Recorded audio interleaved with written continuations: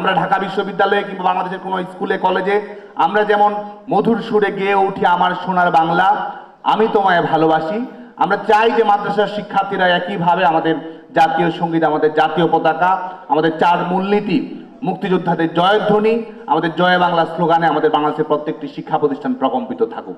আমরা চাই যে আমাদের মাদ্রাসা শিক্ষার্থীদের মধ্য থেকে বিজ্ঞানী বের হয়ে আসুক, শিল্পী বের হয়ে আসুক, মাদ্রাসা শিক্ষার্থীদের মধ্য থেকে উদ্যোক্তা বের হয়ে আসুক, মাদ্রাসা শিক্ষার্থীদের মধ্য থেকে পলিসি মেকার বের হয়ে আসুক, মাদ্রাসা শিক্ষার্থীদের মধ্য থেকে আধুনিক রাজনীতিবিদ বের হয়ে আসুক। সেটাই কিন্তু আমাদের চাওয়া, এবং সেই লক্ষ্য পূরণ করার উদ্দেশ্য নিয়ে বাংলাদেশ ছাত্রলীগ মাদ্রাসা শিক্ষার্থীদের নিয়ে আমরা কাজ করছি। আমরা চাই মাদ্রাসা শিক্ষার্থীরা বাংলাদেশের আধুনিক ছাত্র রাজনীতির অংশ হয়ে উঠুক। আমরা চাই মাদ্রাসা শিক্ষার্থীরা বাংলাদেশের প্রগতিশীল ছাত্র রাজনীতির অংশ হয়ে উঠুক। আমরা চাই মাদ্রাসা শিক্ষার্থীরা বাংলাদেশের বিজ্ঞান ভিত্তিক শিক্ষা ব্যবস্থার অংশ হয়ে উঠুক। পবিত্র ধর্মীয় আধ্যাত্মিক শিক্ষার পাশাপাশি কর্মসংস্থানমুখী এবং জীবনমুখী শিক্ষা ব্যবস্থার অংশ হয়ে উঠুক আমাদের মাদ্রাসা শিক্ষার্থীরা। সেটিই কিন্তু আমাদের চাওয়া। এবং মাদ্রাসা শিক্ষার্থীরা যুগে যুগে আমাদের ভাষা আন্দোলনে, আমাদের গণতান্ত্রিক আন্দোলনে, স্বাধীনতা আন্দোলনে তারা ভূমিকা পালন করেছে। এবং এই বিশেষ করে ভারতীয় উপমহাদেশে যখন বুদ্ধির মুক্তি আন্দোলন হয়, শিক্ষা গোষ্ঠী যারা বলেছিল জ্ঞান যেখানে সীমাবদ্ধ, বুদ্ধি যেখানে আড়ষ্ট, মুক্তি সেখানে অসম্ভব, সেই শিক্ষা গোষ্ঠীর আন্দোলনে আমরা প্রাক্তন মাদ্রাসা শিক্ষার্থীদের গুরুত্বপূর্ণ ভূমিকা আমরা দেখতে পেয়েছি। ভাষা আন্দোলনের সময় ঢাকা আলিয়া মাদ্রাসার শিক্ষার্থীদেরকে অংশগ্রহণ আমরা দেখতে পেয়েছি। বায়তুল মোকাররম থেকে মিছিল শুরু করে শহীদ মিনার পর্যন্ত মিছিল নিয়ে তারা এসেছে, এবং আমাদের ভাই হারা 21-এর গান, প্রভাত ফেরির গানে আমাদের মাদ্রাসা শিক্ষার্থীরা অংশগ্রহণ করেছে। এবং আমাদের বাংলাদেশের প্রথিতযশা অনেক ব্যক্তিত্ব যারা এই মাদ্রাসা, আমাদের সাহিত্যিক, শিল্পী যারা মাদ্রাসা শিক্ষা ব্যবস্থায় লেখাপড়া করেছেন, আমাদের অকাল প্রয়াত তারেক মাসুদ, যিনি মাটির ময়না, মুক্তিযুদ্ধ ভিত্তিক মাটির ময়না, কিংবা আমাদের মুক্তির গান যিনি তৈরি করেছেন, ডকুমেন্টারি তৈরি করেছেন, আধুনিক চলচ্চিত্র তৈরি করেছেন, সেই তারেক মাসুদ তিনি মাদ্রাসার একজন শিক্ষার্থী ছিলেন।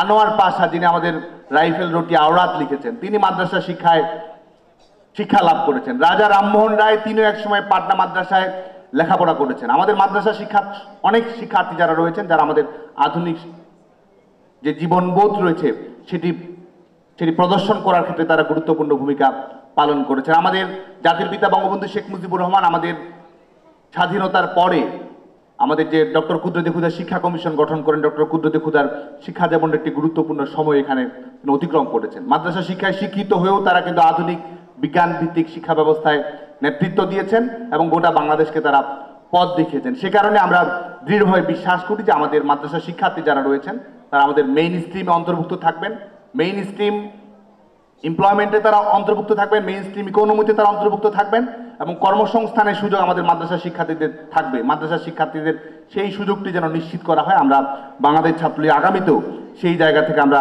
আমাদের গুরুত্বপূর্ণ ভূমিকা পালন করার চেষ্টা করব। এবং মাননীয় প্রধানমন্ত্রী বঙ্গবন্ধু কন্যা দেশরত্ন শেখ হাসিনা সেই অন্তর্ভুক্তিমূলক সমাজ ব্যবস্থা প্রতিষ্ঠা করতে হবে, সেই লক্ষ্য সামনে রেখে কিন্তু দাওরায়ে হাদিস, এই দাওরায়ে হাদিসের স্বীকৃতি দিয়েছেন, কওমি সনদের স্বীকৃতি দিয়েছেন, এবং আপনারা আমাদের মাদ্রাসা শিক্ষার্থীরাই মাননীয় প্রধানমন্ত্রী বঙ্গবন্ধু কন্যা দেশরত্ন শেখ হাসিনাকে কওমি জননী হিসেবে স্বীকৃতি দিয়েছেন।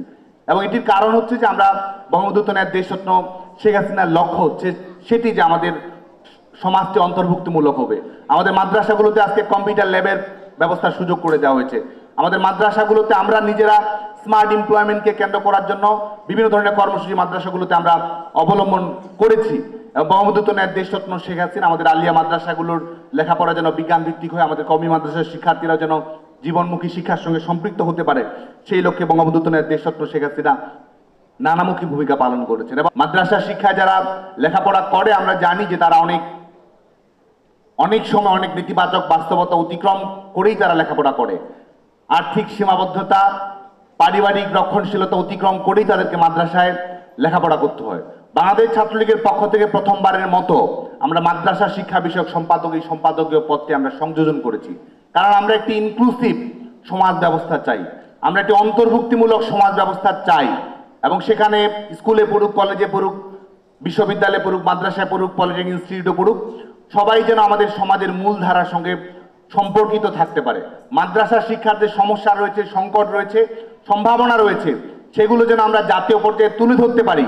সে কারণে কিন্তু মাদ্রাসা শিক্ষা বিষয়ক সম্পাদকীয় পদটি আমরা সংযোজন করেছি। এবং সেটির মাধ্যমে আমাদের ছেলেমেয়েরা যারা মাদ্রাসায় কোমলমতি ছেলেমেয়েরা যারা লেখাপড়া করছে, যারা পবিত্র ধর্মীয় আধ্যাত্মিক শিক্ষায় যারা শিক্ষা লাভ করার সুযোগ পাচ্ছে, তারা একই সঙ্গে যেন কর্মসংস্থানের সুযোগ পায়, তারা যেন প্রযুক্তির এবং বিজ্ঞান ভিত্তিক লেখাপড়ার সঙ্গে সম্পৃক্ত হওয়ার সুযোগ পায়, লেখাপড়া শেষ করে চাকরির নিশ্চয়তা যেন তারা পায়, সরকারি প্রণোদনা তারা যেন পায়।